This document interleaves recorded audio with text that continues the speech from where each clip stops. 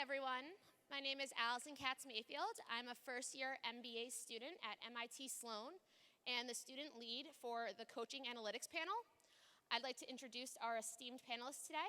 We have Lawrence Jackson from the Detroit Lions, Bill Simmons from Grantland, Jeff Van Gundy from ESPN, and Eric Mangini from ESPN.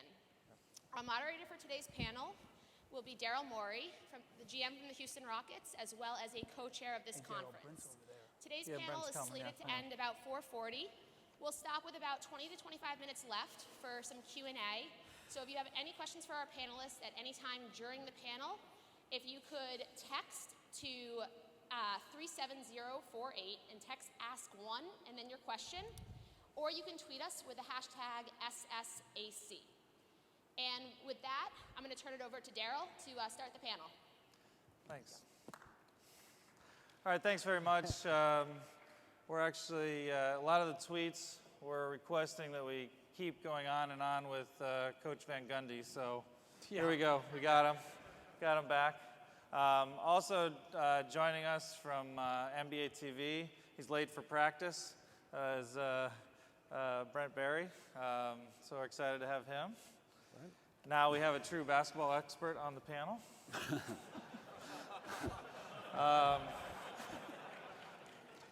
So I'm going to dive. And you cut Len, so you can't qualify? No, I clearly am on probation, at least, yeah. Those jokes aren't getting old. What's that? Those jokes aren't getting old. No, those. I think the shelf life's pretty long on that one. Yeah. So I'm going to dive right in, I think, to try and give the reality of what coaches face, day to day, or give my best reality of that, and Coach Van Gundy and Mangini can see if I do well. And that's, you're faced with decisions all the time, and you're getting lots of free advice, both good and bad. So I'm going to jump right in and ask Coach Mangini, why are we still punting so much in the NFL? Every single piece of analysis says we shouldn't be punting enough. So I want to hear your thoughts on that. Well, I think when you look at it, it's one of those decisions on fourth down. When you go for it and you make it, everybody loves it. But when you don't make it, it's talked about ongoing, and it can affect you long term. When you look at what happened with the Atlanta Falcons and Mike Smith, where he went for it on fourth down. Let's stop right there. Okay. Can we run the clip? The first clip, please. There are clips? Oh, yeah. It's high tech. Where do they show up? All right, they're scrambling. Are we going to have Lions kicks a field goal to tie the game. They head to overtime. A 3rd and 1 for Atlanta as they get the ball in overtime. And Ryan throws to Mike Hawks, who stretches for the first down. But wait a second, play is reviewed. He lost the ball before picking up the first down. All right, you're here. Coach Mangini, what are you doing? Well, when you look at this situation, if they get the first down here, there's no guarantee that they're going to win this game. There's still, I can't even tell what yard line it's on. 29. Okay, so Overtime. there's no guarantee that they're going to win the game by taking this chance and getting the first down. But you're almost assured that you're going to lose the game if you fail to get this. So it just doesn't make any sense here to take this risk at this point in the game. So you make coaching decisions when you have guarantees of the result? That's not what I'm saying, but what I'm trying to say, not trying to say, but it's just the risk reward at that point. It doesn't add up. As a player, Lawrence, what are you thinking as a player? What do you want the coach to decide here? Well, in a situation like that, a lot of the argument after the game from a lot of the analysts is Drew Brees. Even if you do punt the ball, what's the probability that he's going to get the team in field goal position and win the game? It does show faith in the team. In a situation like that, with a quarterback like that, I would feel comfortable going for it as well, but I would also feel comfortable deferring to the option to punt. But you know that the game is on the line either way. I think my biggest issue with it is when the statistical community defends the play afterwards after it doesn't work, and then, oh no, he made the right move, even though, well, you just lost, so obviously it wasn't the right move. But the problem with that play was the play itself. Like they did exactly what you're gonna do in the run.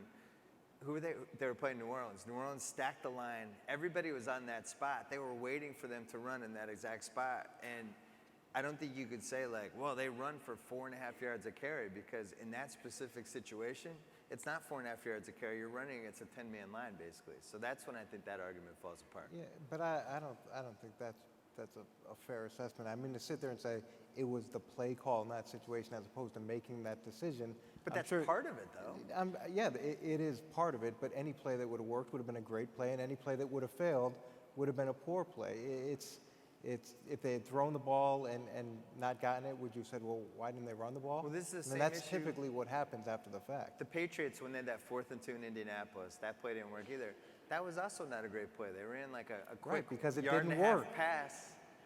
Like if you told me, all right, Brady's gonna be in the shotgun on 4th and 2, and he's gonna find somebody, I'd be like, all right, I'll take my chances with that. But it's like, oh, quick pass to Kevin Falk, not as good of a play. But if you told me that you're going to let Tom Brady decide the outcome of your game, to Kevin Falk, who was one of the most reliable receivers that's ever, especially from the running back position, that's ever played, and especially for the Patriots, who's made clutch play after clutch play, and you said you're going to give those two guys the chance to win the game for you, Right. you would have been upset? With the quick pass thing, I don't know. Yeah, I knew I was gonna argue because it with this didn't guy. work, and if they had run the ball and it didn't work, you would have said, why didn't you throw it? Well, you have Tom Brady. Why wouldn't you let Tom Brady try to win the game? Shotgun. I would have gone shotgun. In video game, if I'm in a video game there, I put Brady in the shotgun, and I run little curls. Hopefully Bill's watching this on his webinar. Yeah, listen, I'm here if you need to. What other factors are? And I'll get to a basketball example, so don't worry, Jeff. Yeah, Jeff's checking out Oh, already. we're fine. No. I'm siding on the coach. He's here for the next panel too. Yeah. so. We're just gonna sequester Jeff and make him stay. But what other factors are you thinking about here besides you've got a smart analyst when you were with Cleveland or the Patriots before telling you it turns out this situation is actually pretty close to a toss-up. When everyone crunches it, even adjusts for all your stuff, Bill, and say how do they do in those situations when the line is stacked? And it looks like this is a pretty toss-up situation. It's a pretty bold call to go for it here. What are some other things you're looking at, or you as a player are thinking about, Lawrence, about why you'd choose to go for it or not? Well, to me, in looking at that play, it was what I said initially, where what's the probability of you continuing the drive and winning the game versus if you lose the ball at that point or that field position of them being able to win the game, and I think that's the biggest decider. What was the talk among players? I'm sure you guys talked about this play. Were they like, what's that coach thinking? Or were they saying like, hey, that guy's... Well, I mean, you look at Michael Turner, it's the argument that you made with Tom Brady. Great quarterback, Kevin Falk, great receiving running back out the backfield. Michael Turner is a bowling ball. I mean, how rare, how often does he get stopped behind the line of scrimmage? But as players, you want to know if the offensive line is getting pushed, if the defensive line is wearing them out. If the D-line is wearing them out the whole game, then no, as players, that's not something that we would agree with. But, you want to be in a situation to win the game because it's overtime. It's not if we're going to win the game on this drive, are we going to sustain a drive? Because if you give the ball back on a punt, like I said, there's no guarantee that you're going to see the ball again. As a defender, do you want to get back on the field and get a turnover? Or? Anytime I have the chance to get back on the field, I'm open to it. It's a chance to hit the Are quarterback. you open to it on the 28-yard line? Well, I mean, the 28-yard line or, the 48-yard line or the 45-yard line is Drew Brees. You know that he's going to be successful. You know that he has a chance to make that play similar to a Peyton Manning or a Tom Brady. It's a gamble either way. You're saying, well, this great quarterback is going to make a bad play or a bad read, or our defense is going to be fantastic and stop him. Of course, as a defender, you want to put your faith in your defense, but he's a great quarterback. He's going to make a read to advance the ball at some point. Right, and I'm not disagreeing with you that Drew Brees is a great quarterback and that, the chances of him being able to convert a drive aren't necessarily higher than other quarterbacks, but the odds of him converting to points when he starts on the plus 28, I mean, it's we can crunch It's those almost numbers. certain loss is what Yeah. you're saying if they lose. Yeah. Gotcha. I won't run the rest of the clip. Needless to say, they get stuffed. I think everyone knows. So if we could run the next clip, please. It's a basketball clip. Pretty classic since I'll set it up. It's you're up 3, shot clock off, other team has the ball, 4th quarter. Been debated a lot, but I want to get the perspective of the panel. This isn't the Clippers Spurs game.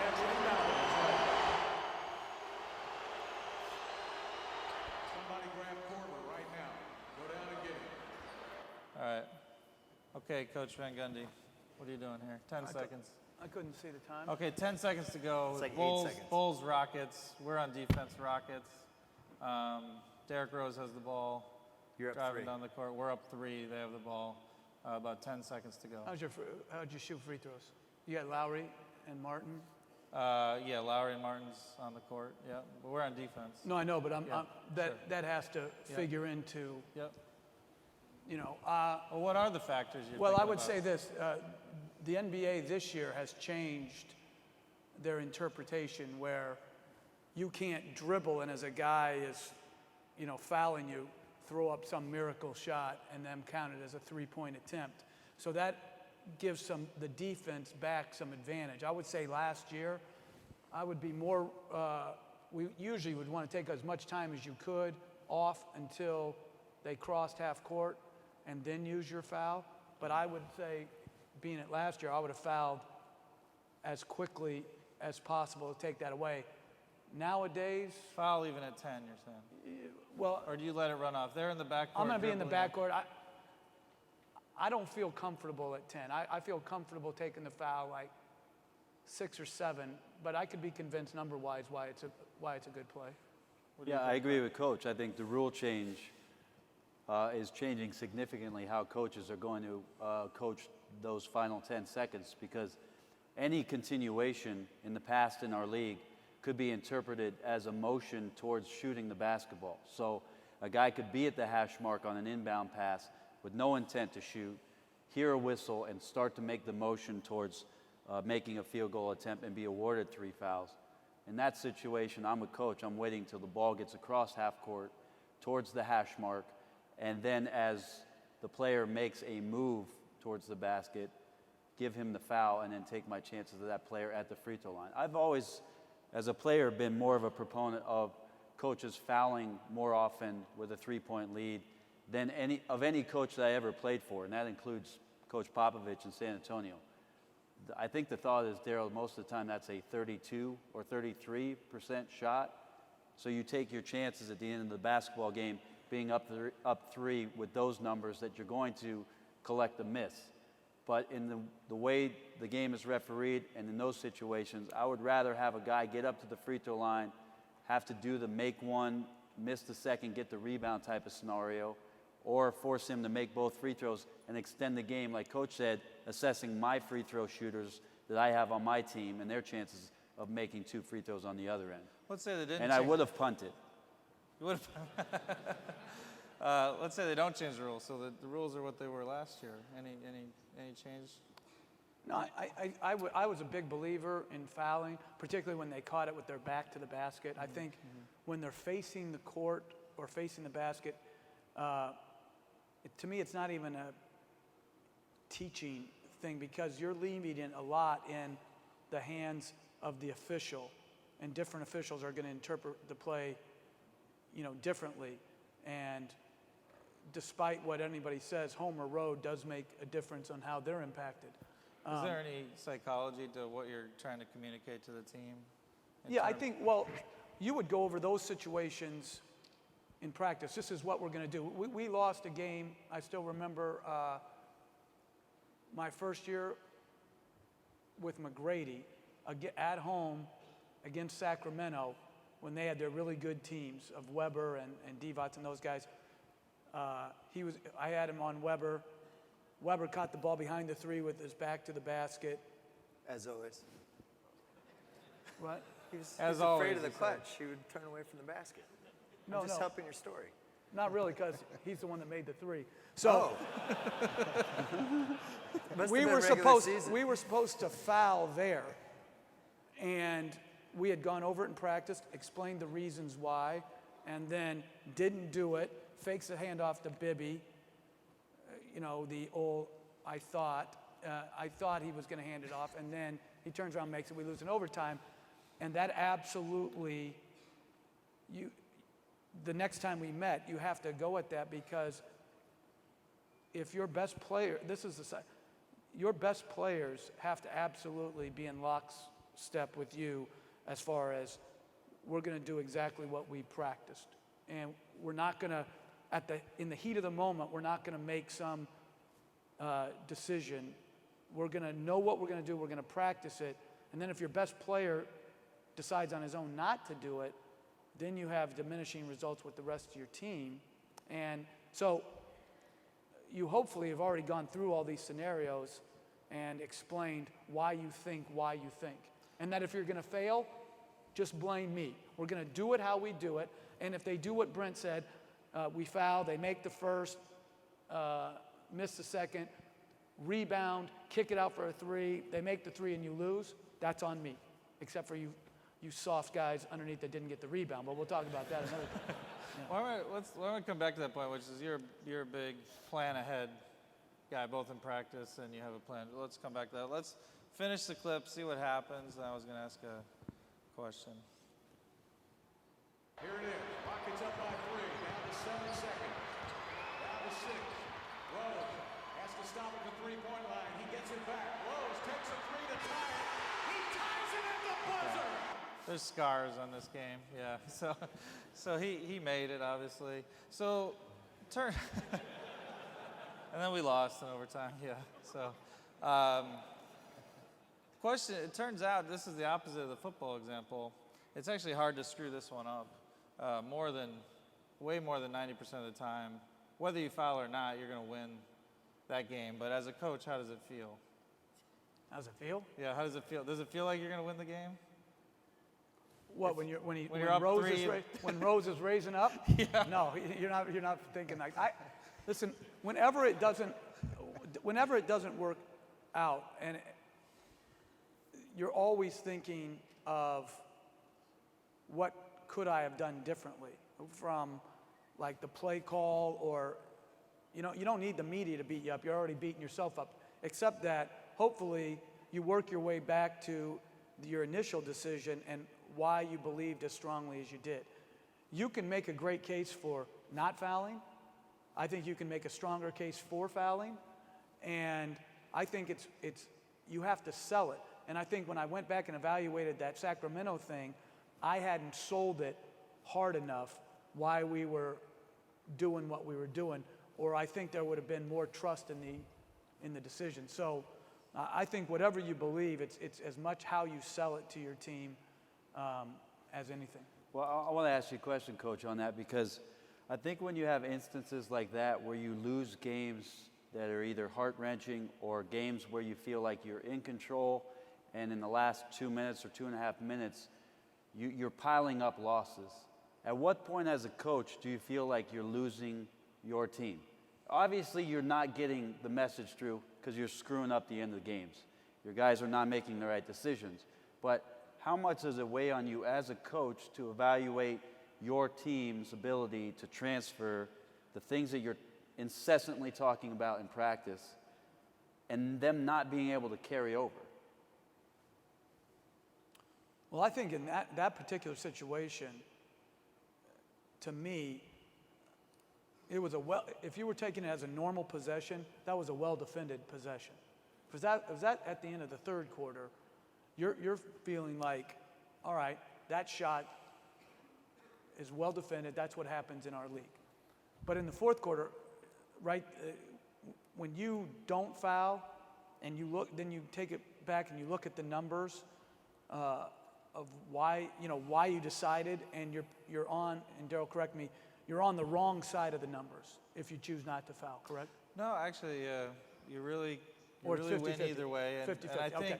the key thing is, I think fouling is slightly better in the data, but not many people choose to foul. Not overwhelming And either. you made, I thought, a great point in my opinion, which is a lot of the reasons, at least I think, that it doesn't have much higher success rate is because it's not sold to the team in practice, because it is something, fouling such that they can't get the 3 off isn't straight. So you made a good point that if you're going to do it, it's got to be sold through. So And that shot put it in overtime, right? Right. yes, So you they could've didn't won lose that. the game on that shot, Right. It went into overtime.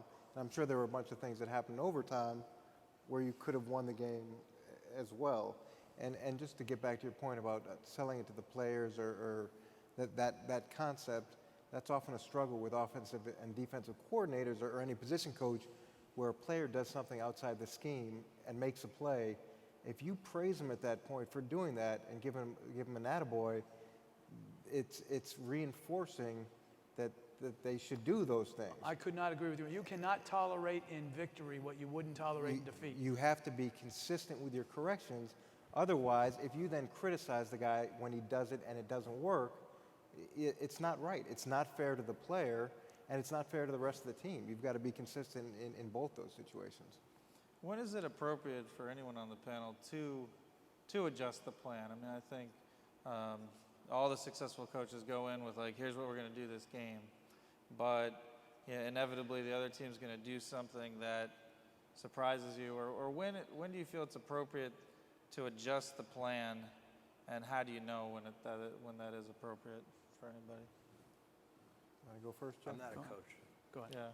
I think Well, you criticize them though, Bill. So you Well, should- I feel like you you're should- baiting me because I have to watch Vinny Del Negro all the time, and now I feel like you're trying to bait me to say something. I definitely And can't. then Jeff comment will on get that. uncomfortable because he defends all coaches, and then it's going to get ugly. So I'm not. No, but saying that's why anything. you're on the panel, is to make it ugly, Bill. Come on. Well, typically the first, especially with a lot of offenses now, the first 15 plays are scripted, and they're scripted to gather information as to how you're going to play the game defensively. And then what you do is off the information you gather in the early part of the game, that shapes the rest of your plan. So you may go in with one set of ideas as to how you're going to play it, but then you see what they're doing, and you have, okay, well, we're going to take it further in this direction as opposed to what we initially thought. How do you guys feel as players if you practice something, you're going to do it one way, and then in the huddle, you say, hey, we're going to do it a different way? How do you feel about that? Well, I think I really believe in doing things as we practice them. If we see on film that this play is being ran out of this formation with this motion in this particular part of the field, everybody needs to do what we've been working on. But if you see a situation where the motion did not occur and they're running a different play, as a player, when you get to the sideline, you relay that to the coach and say, Coach, this isn't what we worked on in practice. And if the change isn't made and you go out there and that same play is repeated and you get beat on that same play, frustration starts to build on, we told you that this was happening, why did we not change it? Well, I think, though, that what happens sometimes is that they change. And something that you plan for, they go through the process of self-scouting, too, where they say, okay, our tendencies here out of this motion or this formation is too high. We're going to counter that tendency. And as much as you try to give guys certainty, they're always looking at their tendencies as well. And what's another important thing from a coaching perspective, and I'm sure you've experienced this, is where players come off the field and you say, well, were you in the right gap? Yeah, I was in the right gap. So now you think the defense is flawed, and then you watch the tape on Monday, and the guy was in the wrong gap, and you threw something out that actually should have worked. So it's a group effort, and a lot of honesty needs to take place. I think great coaches prepare their teams for every scenario. And if they aren't prepared for those scenarios, they exude confidence into their team that plan B is just as good as plan A. And that plan B doesn't make plan A a bad plan. It's just a backup plan. And there's not this huge disparity between, okay, Chris Paul coming off a pick and roll, we're going to have Tim and Manu, we're going to trap that pick and roll. Well, if Chris Paul is beating the pick and roll on the trap, the next thing we're going to do is turn it down. So he's not going to use the pick and roll. We're going to force him to the baseline. We'll see how he deals with playing along the sideline and the baseline. If Chris Paul starts to beat that, we're going to go into a smack. We're going to make him go under two. Like each one of those iterations, if the coaching staff is a good coaching staff, they're prepared for whatever it is. And they make the players believe that if we have to go to that second plan, that's not a problem. we're going to try to present a new problem to the opposing team.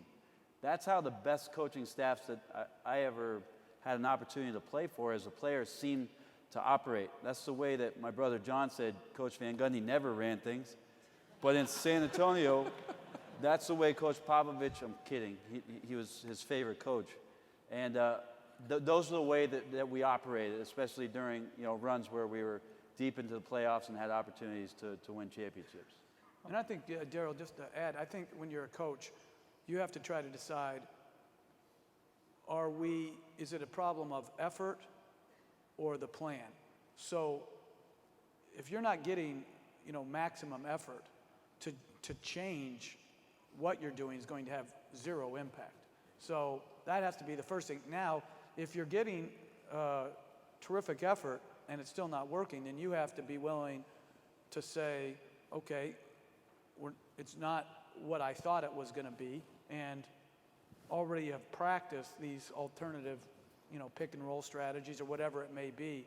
But I also don't think you want to change. You can't be a team of tricks all the time. You have to have a base of what you do and do well and be able to rely on that versus every time there's a negative play, thinking you're going to trick them with something new and different. I think that you solidified that belief after you started Novak that one time. You mentioned that earlier. For a half. For a half. 24 I want minutes. to shift gears for anyone on the panel. What mistakes do teams make, or what should they be doing when they hire a coach that they're not doing now? You've fired 2 coaches. Shouldn't you answer this question for us? No, I'm here to learn. I'm here to learn. I thought you weren't going to cause trouble, though. Just saying. It's a great question, though. What mistakes do they make when they're hiring or when they're firing? When they're hiring, let's say the decision to move on is made, because that's usually made for a whole host of reasons. Let's say the organization's going to bring a new coach in. What mistakes or what ways should that be done differently?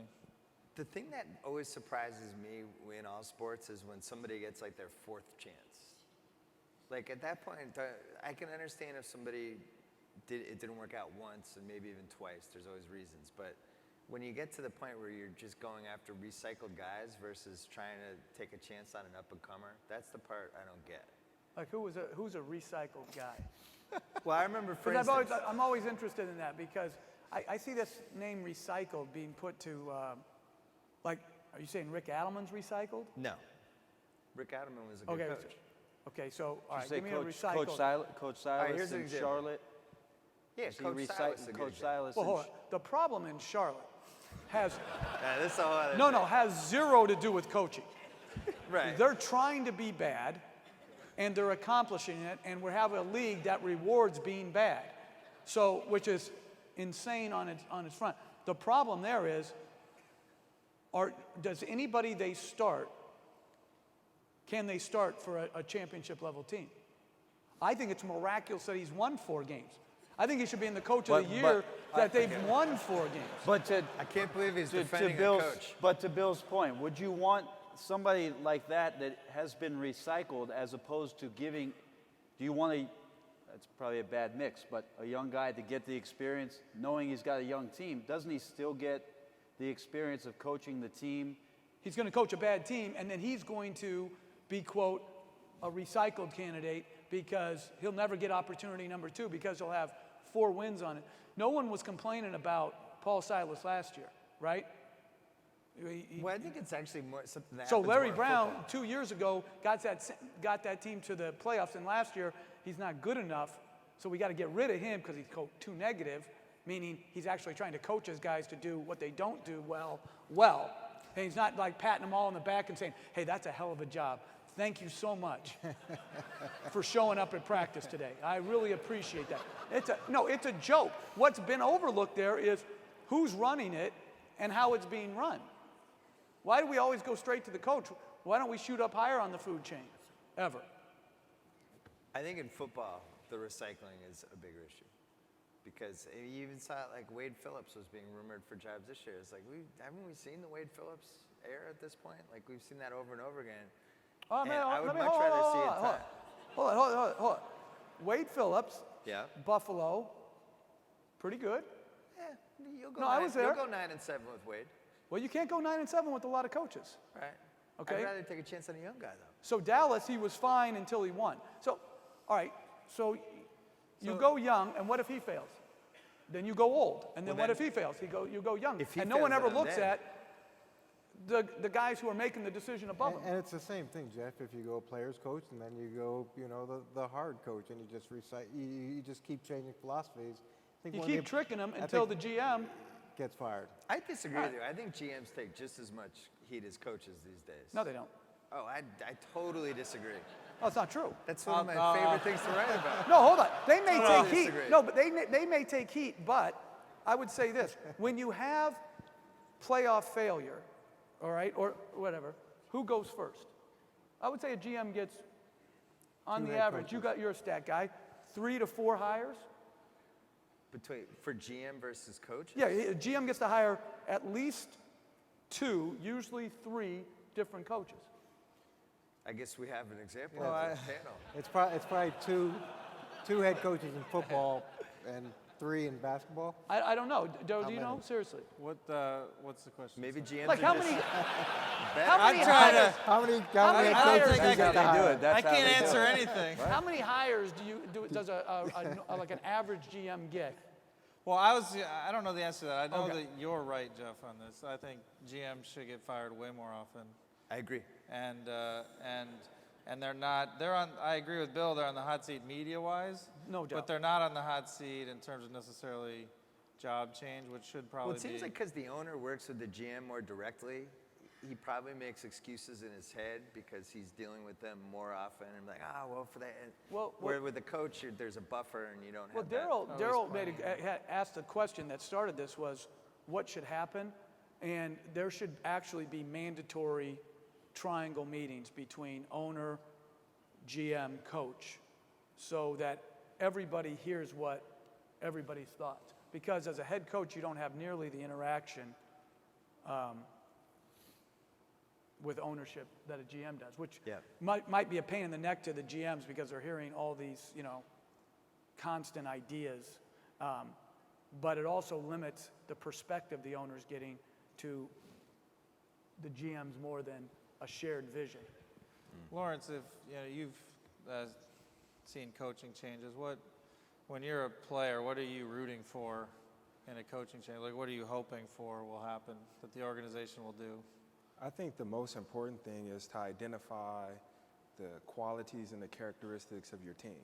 You can't bring in a coach that doesn't fit the personality of your team. You're now trying to take one guy to change 50 to 60, 60 guys' personalities and viewpoints on how things are done. The coach is important nonetheless, but I feel that in the situation with Detroit, it's a character profile of the coach, tough, dedicated, disciplined, and he has a culture that he instills into the football program. Now, there has to be patience with this because he's a young coach. He's not going to necessarily win right away, but you see the results of sticking to the culture, sticking to this mindset, sticking to this attitude, and getting players to buy into this system. And when you draft players and bring players in through free agency, target guys that fit the culture that the coach is trying to build. Now, I've been through 3 coaching changes while I was out in Seattle, and it's always trying to fix, say, the process of winning. It's the wins will come if you have a culture that players believe in. But if you don't, then there's always going to be some tug of war. Lawrence is bringing up a good concept I want to bring up, which is, are coaches better for different environments? For Jeff, I know your scale as a coach is either very good, extremely good, or Hall of Fame level of coach. So you use that scale. Everyone else can use a different scale. So are there different environments where coaches can succeed or not? I.e., in Charlotte, you brought up. What's the best type of a coach for that environment? It depends on what your criteria for success is. if there's only one level of success, that it's either championship or the year was not successful, then there are multiple failures. But I would say that a really good coach can have success across any type of team that cares. But if it's more about who your best player is. If your best player is like, I don't want to say specific names, but Can I say one? but I'm going to say, Bill, like, you can say anything. yeah, You but never hold if back. you say something, like a guy who doesn't embody everything you need to be, then as a coach, you have no chance of success in the NBA, because if you're going to stand for what you know to be true to win, and he stands for what you know to lose, then you're going to be in constant conflict, because you're going to keep driving your team to try to do right. He's going to keep trying to pull the team to do wrong, and you will fail. Well, I think one of the important things here, not just about the coach or the player or any of those things, I think the important thing is for the GM, the head coach, and the owner, when they initially start, to have some sort of vision for the organization, some sort of a set of values for the organization, because there's going to be good times, there's going to be bad times, and there's going to be pressure both ways. But if everybody knows what the vision is, what the values are, that when that adversity strikes, you can go back to those shared beliefs. Because otherwise, you're just chasing things, and there's not consistency in terms of how you approach it or how you're going to deal with things. What's funny about this is supposed to be an analytics panel about using stats and stuff, but this is, to me, is like a sniff test thing. And like we talked about this. We did a little podcast earlier. We were talking about the Bulls won in San Antonio the other night. And when I go to games or whatever, I'm always watching the team that comes in, because I want to see, like, are the guys watching the Jumbotron during the timeouts? Are the guys standing? Do they seem supportive? Are guys like talking to each other and putting their arms around each other? And you watch like a team like San Antonio, it's a very interactive team. And I think that stems from the coach and the best player. And it funnels down to everybody else, and you can see it at the games versus some other teams that'll come in, and the guys aren't talking during foul shots. That to me is always a sign. You have these five guys that are kind of standing in their corners, and I don't know if there's a way to measure that with analytics, because to me it's just something you feel when you're at the game. And we saw that the Bulls San Antonio game.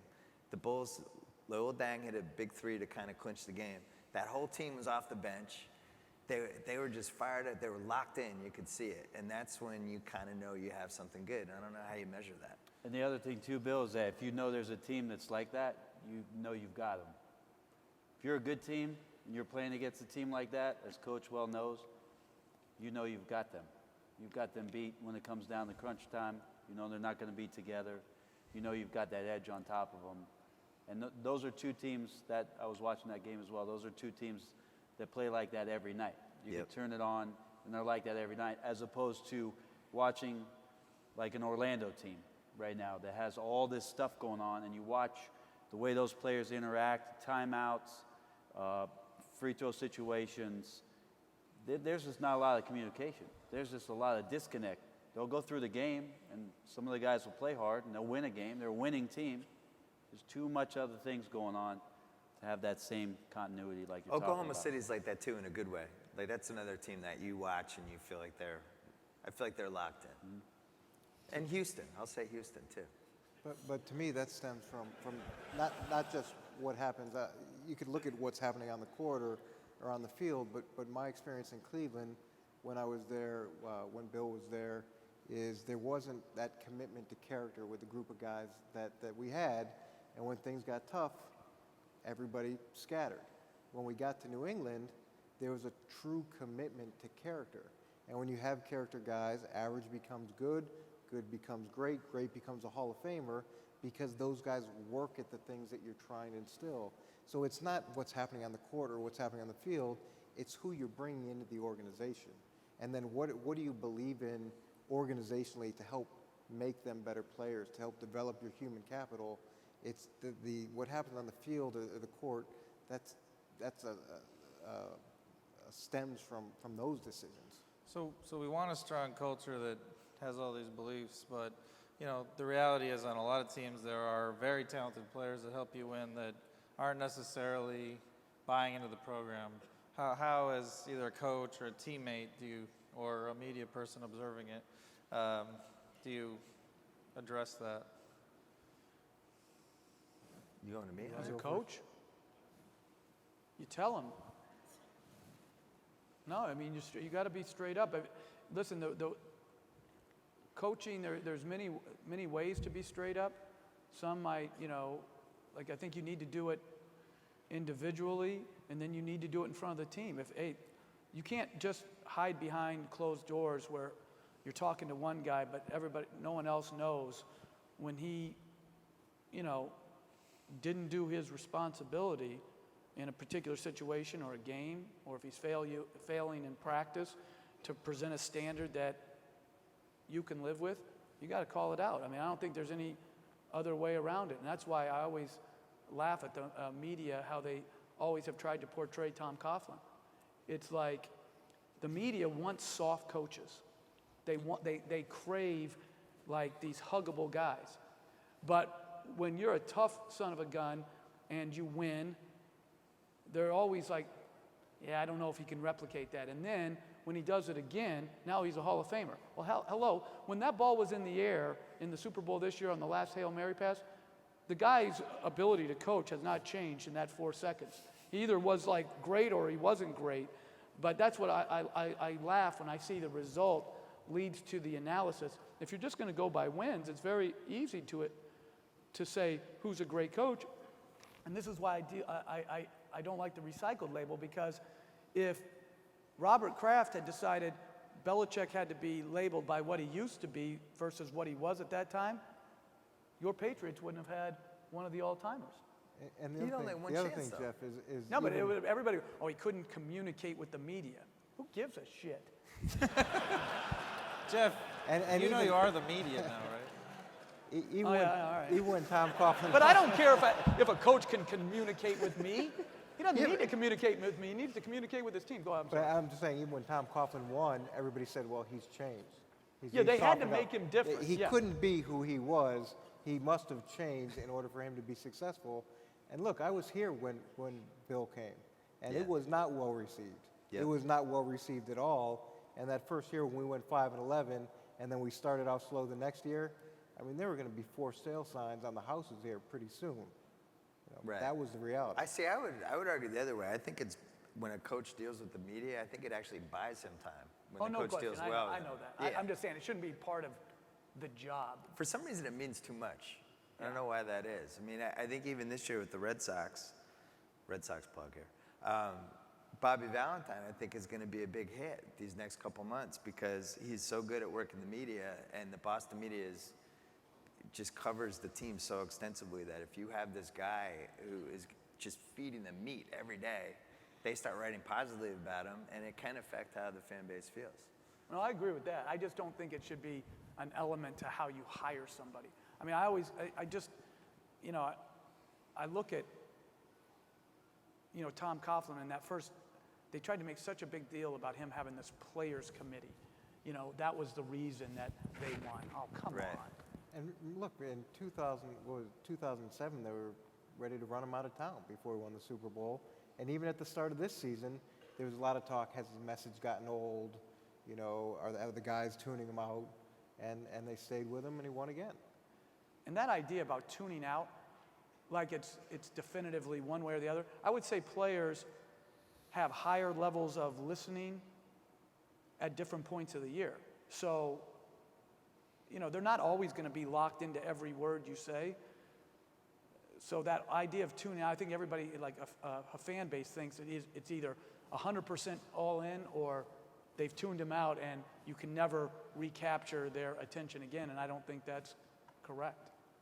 I have something I want to bring up because I do think with coaching analytics, we figured out a lot of the times, like you go for a 2-for-1 in the last 40 seconds of an NBA quarter. Like you want to try to get 2 shots. It's very stupid if you dribble past the 24-second mark. That drives me nuts. Or like in football, I personally think that you should always go for it when you're inside the 5, because even if you don't get it, they're still pinned on their own 5-yard line. They have to punt. You're going to get the ball back. It's worth 3 points. That's what I believe. But the one thing it seems like That's supported by analytics? to some degree, It yeah. is? Okay. Yeah. But you support that until you lose by 3. Well, and then it's not supported. Yeah. But the one thing that's fascinating me is in basketball with the distribution of the minutes.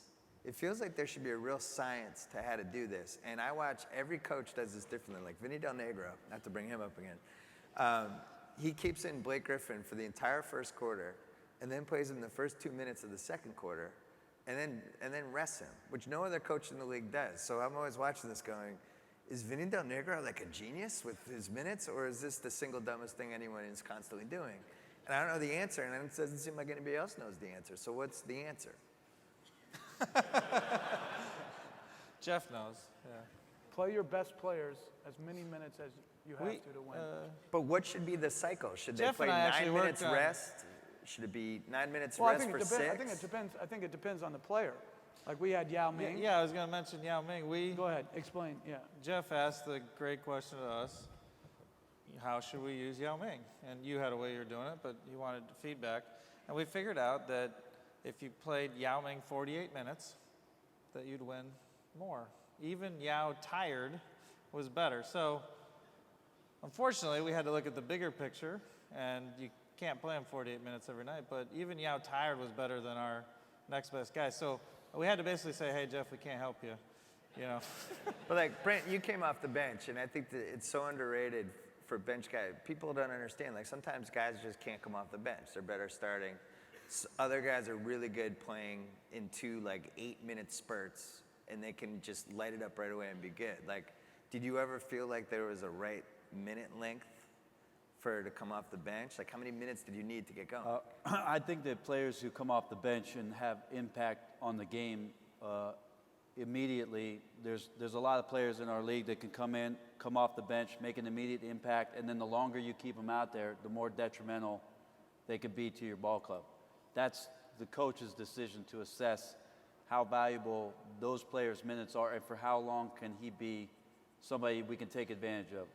I watch a lot of San Antonio still living there, and DeJuan Blair is a guy who I've been really interested to see how Pop has relegated minutes for him, because he's done both. He's started, he's come off the bench, but there seems to be a cap in his minutes where at some point he starts to become somebody that does not make a positive impact on what the team is doing overall. So many other factors with it, Bill. Matchups, who you're matched up against, which team you're playing against, how you're playing in that game. Maybe you find yourself in a good rhythm, in a good zone. Maybe they're doing things defensively that allow you more opportunities.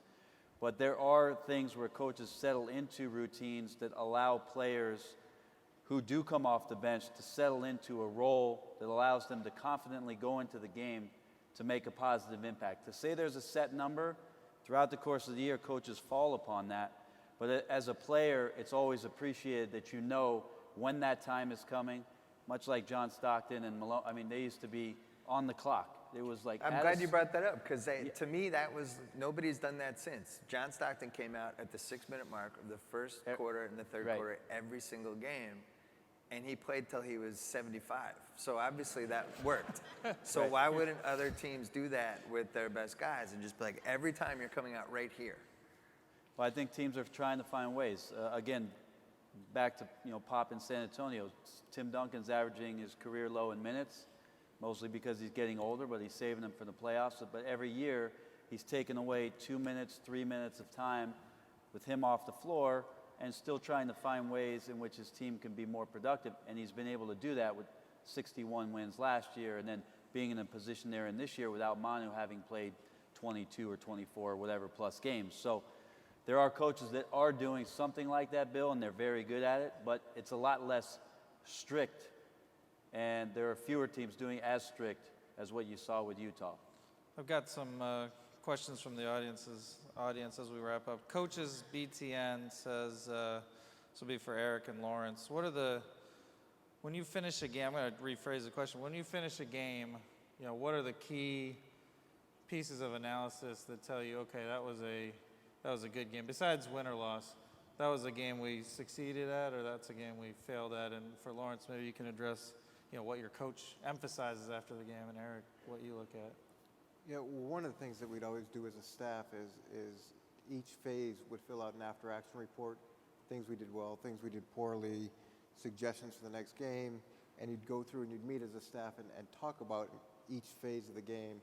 And if you won or if you lost, the most important thing that I felt was that you correct the things that you need to correct. And in looking at whether, can you say you've succeeded in losing? No, but the only value in a loss is whether or not you can be better the next time. And it's the same thing with wins. Oftentimes, and Teddy Atlas always says this, success is like a martini. It relaxes you, and you don't push guys necessarily as hard as you should on the mistakes. And to me, it's that consistency and being able to go out the next time, and whether it's a situation that you didn't play well, or whatever it is, the next time you face it, you've improved at it. So some of that you have to evaluate a game down the road. So would you have stuff before the game? We're going to try and do this, on first down, gain 5 or 6 yards, and then are there any specific things you can talk about you looked at specifically? Well, no, you'd go in with your game plan and how you're going to approach it and their tendencies. And part of that after-action report was, well, where did those things stay true?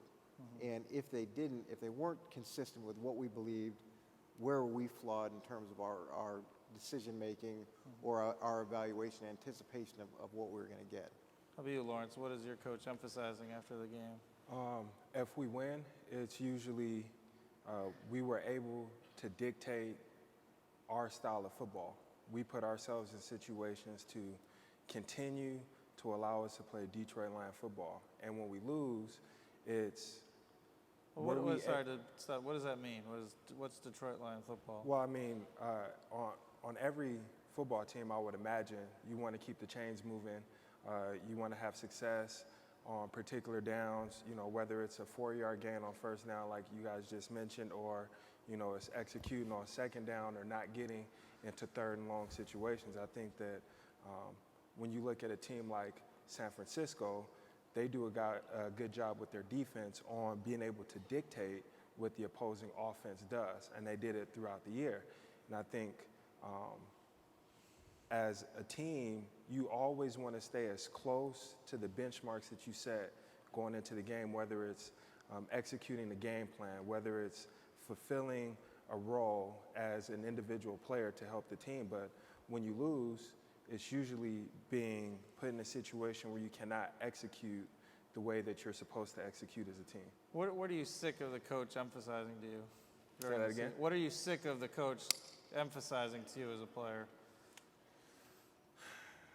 It's hard to say. I personally try to hold coaches accountable to their word going into the game. If you say, this is what you want me to do, I'm going to prepare to go out and get that done. So I don't like to get put in situations where I have to get annoyed at a coach constantly, saying something. Gotcha. Another question here. Question from the audience is, are there ways we can judge that coaches are consistently good at sort of making decisions or playing the percentages? I'm not sure I understand that question. Something called wins? What's that? Wins. So wins, we'll go with wins, yeah. This is for Coach Van Gundy or Mangini. You probably won't admit this even if it's true, but did you ever let the media backlash or commentary impact your decision making? Ooh. That's from Timber Nose. That's a good question. I was hung on the back of the New York Post. So once you coach in New York... What do you mean you were hung? They put a rope around my neck and said, Van gone, Van gone. Really? Yeah. So I framed it and put it in my office. It was awesome. Yeah. But I think Eric can attest to this too. That is at a totally different level. And so that was my first head coaching job other than high school. And I didn't get as much coverage at McQuaid Jesuit High School. But And Eric, I believe your first one was with the Jets. So you're going to get criticized either in New York for either how you lose or how you win. So it doesn't, you have to come to the realization that criticism is part of it, and you have to understand that you trying to defend yourself is a no-win situation. And the only way that, well, the only thing that matters is that you keep your team unified behind a core set of beliefs, and you win. And so I hope I have never been impacted, but to say I haven't, I think takes out the subconscious nature of it all. So I hope I haven't, but I don't think that's probably true. I'll let Eric answer too, but we had a follow-up question that was similar, which is from Justin Elliott 5. As this room becomes more prominent, the analysts. Chat room? What's that?